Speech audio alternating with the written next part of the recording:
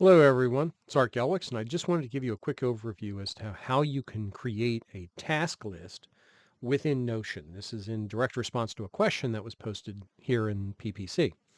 So Notion's capabilities within the database sphere of activity are pretty robust. It has the ability to do relations, it has the ability to do rollups, but at its most basic level, we can create a table of properties. That's what each column is referred to as a property, and track all the information we want about each task. The advantage of this is it's integrated in with all the other features within Notion. So one of the first things to understand is that even though you have an item listed here as a task, it actually becomes its own page. You can open it up and see all of the information about that task, plus provide as much information as you want as well. You can embed items, you can include images, you can include files, you can write templates to populate information here. You could write a novel in this because it's basically just a page that has data attached to it.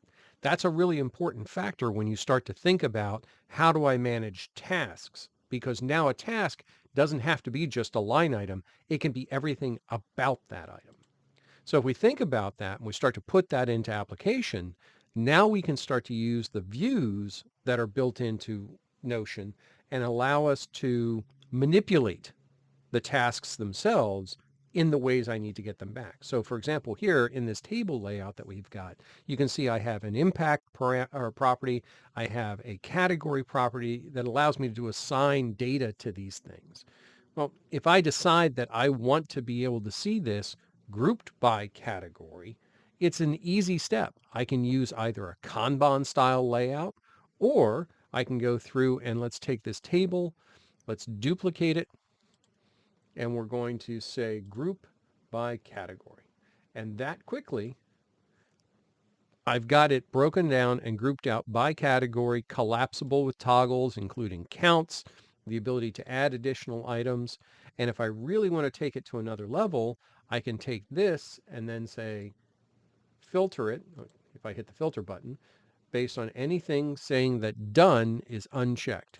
So now only those things that have to be due grouped by category are displayed in this data table.